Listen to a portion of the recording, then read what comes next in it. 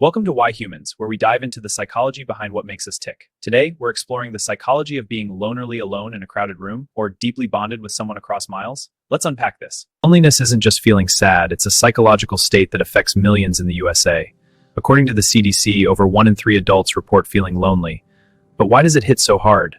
Psychologically, loneliness triggers our brain's alarm system, like a survival instinct from evolutionary times when isolation meant danger from predators. Connection, on the other hand, is the antidote. It's that warm feeling of belonging, rooted in our need for social bonds as per Maslow's hierarchy of needs. In this video, we'll compare the two, how loneliness harms your mind and body versus how connection heals and boosts well-being. Stick around. Let's start with loneliness. Chronic loneliness can increase stress hormones like cortisol, leading to anxiety and depression.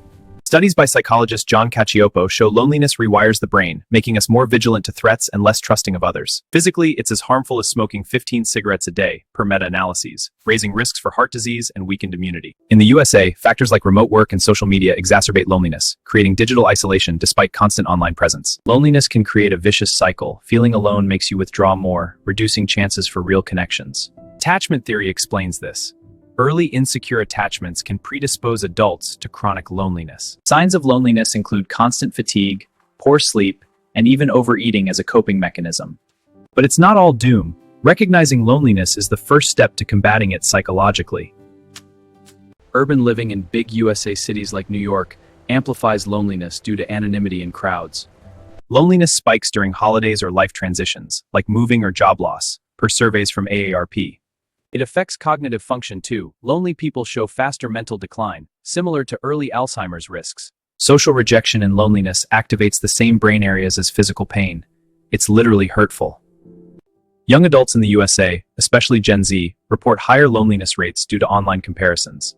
Loneliness can lead to paranoia or hypervigilance, misinterpreting neutral social cues as hostile. Wrapping up loneliness, it's a silent epidemic, but understanding its psychology empowers change.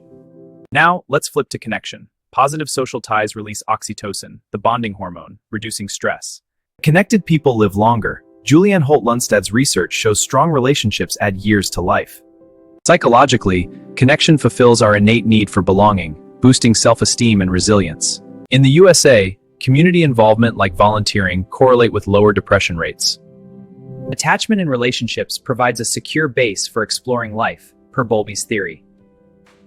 Connection enhances empathy and emotional intelligence, making us better at reading others. Group activities release endorphins, creating that runner's high but socially.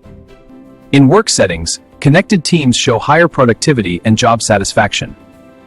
Romantic connections provide validation and reduce anxiety through co-regulation. Friendships act as buffers against trauma, helping process emotions healthily. Online connections can be real if meaningful. Video calls bridge distances effectively. Connected individuals report higher happiness levels in Gallup polls across the USA. Social support networks improve immune function and speed recovery from illness. Connection fosters creativity. Brainstorming with others sparks innovative ideas. Summing connection, it's not just nice, it's essential for psychological thriving. Comparing the two, loneliness drains energy, while connection recharges your mental battery. Lonely brains focus on negatives, connected ones see opportunities and positives. Health-wise, loneliness shortens lifespan, connection extends it by up to 50% in some studies. Emotionally, loneliness breeds fear, connection cultivates courage through support. In daily life, lonely people avoid risks, connected ones take healthy leaps. Loneliness harms us deeply. Connection heals and strengthens. Loneliness spikes blood pressure. Connection keeps the heart steady. Loneliness clouds thinking. Connection sharpens focus through shared views. Loneliness leads to burnout. Connection boosts motivation and happiness.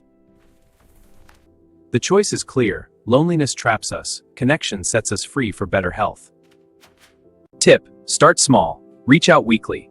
Join groups like book clubs or fitness for shared interests. We're wired for connection. Nurture it for mental health. Like, subscribe, share your story below.